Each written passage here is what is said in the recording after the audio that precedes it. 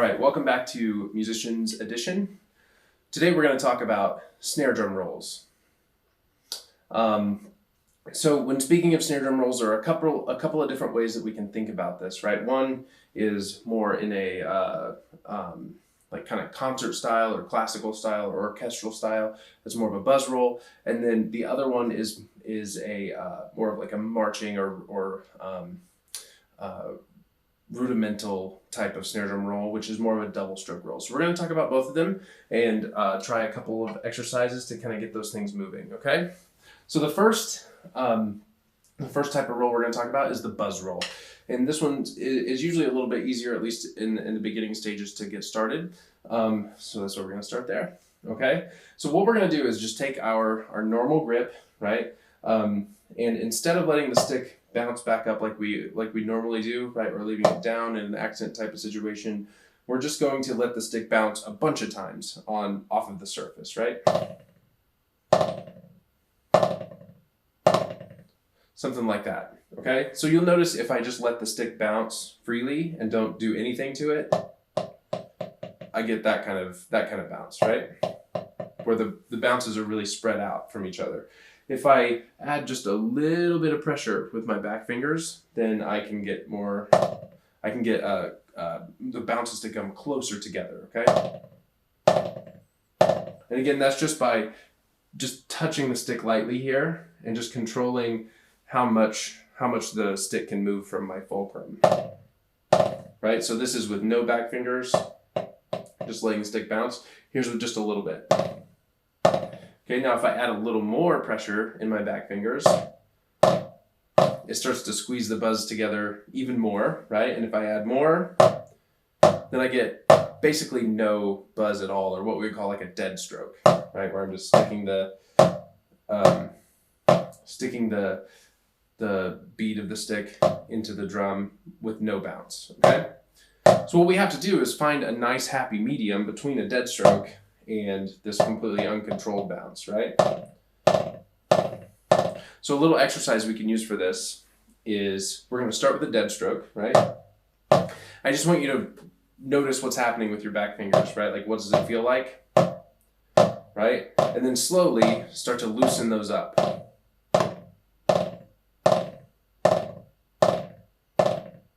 And as you loosen them up, the buzzes will get longer and longer.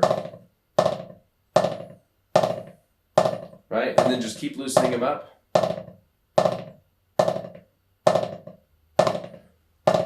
And just see how long you can get that buzz to last.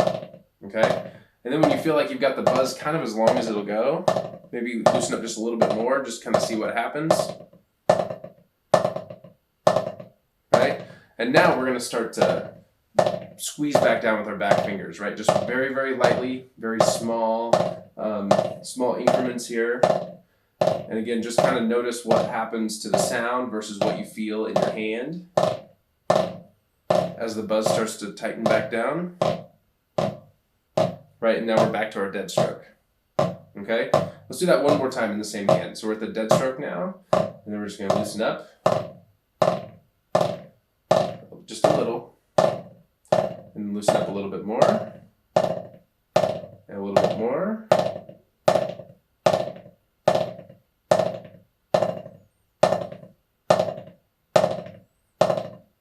Then when you have it about as long as you can get the buzzes to last, now start to tighten back up. Not tighten back up, but kind of squeeze back down just a little bit with the back fingers.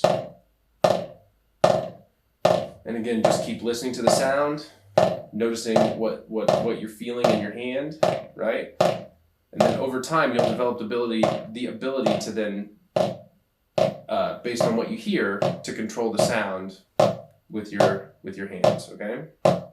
All right, now we're back to our dead stroke, okay? So let's go to our opposite hand, the one we haven't used yet. Let's start with the dead stroke, right? So we're squeezing all the way down with the back fingers. Now loosen up a little bit. Notice what happens to the sound. Notice what you feel in your hand. Loosen up a little more. And a little bit more. Again, keep listening. Keep feeling what's happening between the stick and your hand.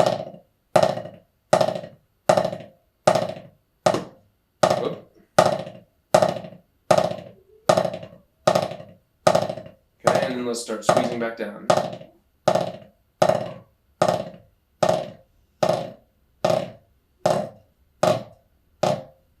All the way back to that dead stroke.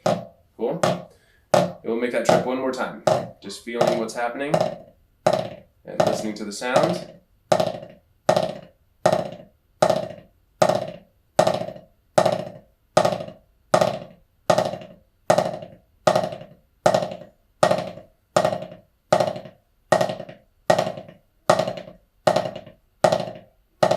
And then start squeezing back down.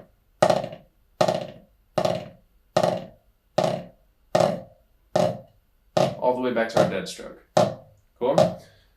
So by doing that little exercise over time, again, you'll start to develop a relationship between what's happening in the back fingers of your hands, right? How much pressure you're applying or not applying, and then the sound that you hear. And that combination is then how you're going to control what type of buzz you get when we start putting these in context. Okay?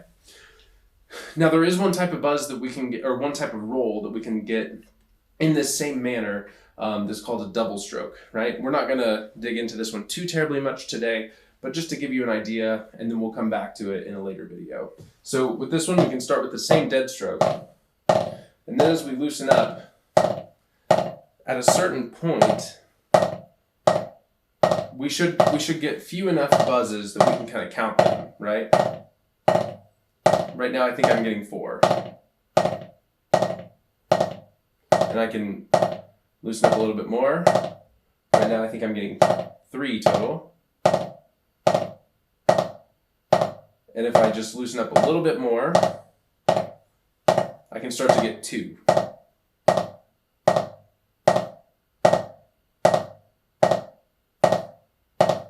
All right, and that's going to be the basis for our double stroke roll, or our kind of more rudimental style of roll.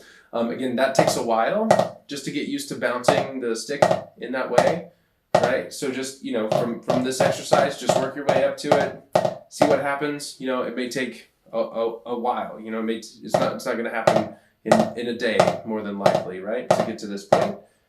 But again, you're just developing that relationship between your back fingers and your ear. How many bounces do I hear versus how much pressure am I applying?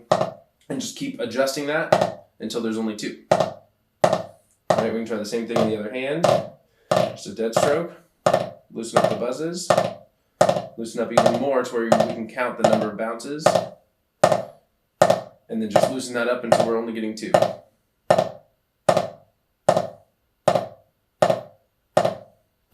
Okay? So now when we start to put our hands together, right, this works the same way with buzzes and with double stroke rolls. Today we're just going to use buzzes because they're easier to get happening. Again, we'll come back to the double strokes on another day, okay? So when we start putting our hands together, we're just going to play one buzz and then another buzz, right? And that's the exercise we're going to start with. Buzz one hand, buzz the other.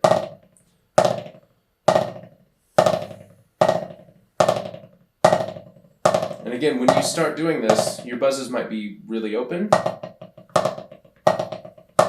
and that's fine, or they might be really closed, more of a dead stroke, right? So what you want to do over time as we're putting our hands together is try to get the buzz from one hand to last until the buzz from the other hand starts. So we're really lengthening out those buzzes. And then as we kind of speed this up, it's a little easier to get those 2 to meet, right?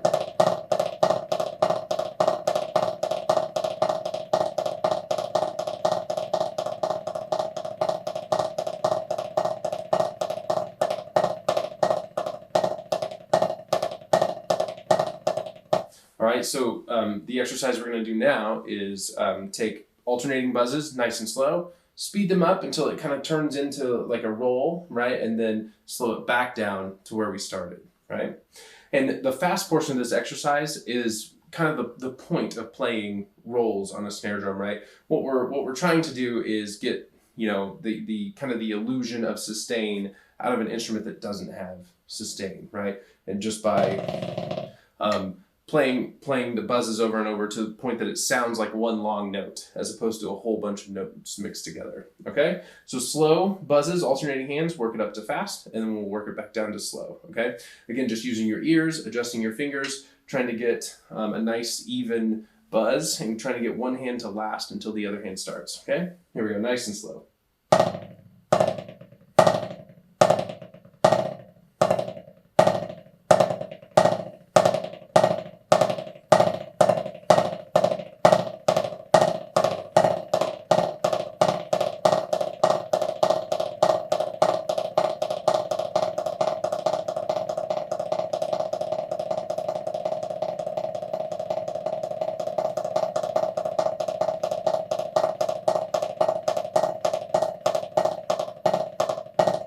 Back down to slow.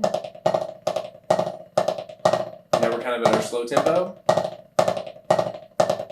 Again, try to use your ears, try to connect those buzzes. Now we're going to speed back up. One more time.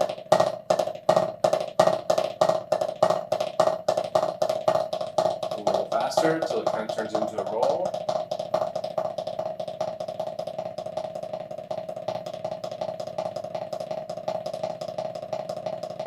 See if you can use your ears and see if you can get that to turn into just one long sustained note that all sounds the same with no variation in it. Then we'll slow back down.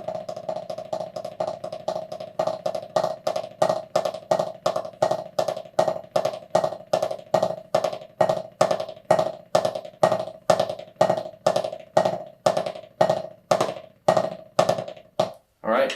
So those exercises are something you can do, every day. Take it from slow to fast a couple times, right? Take this one from dead stroke to really open buzz and back a couple times in each hand, right? And then take your alternated buzzes from slow to fast and back down to slow. It's a really nice thing that you can warm up on every single day, and then your hands will start to, again, develop that relationship to your ears to where you'll be able to control the length of those buzzes, right? And then over time, you'll get better and better at that until you have a nice, smooth snare drum roll.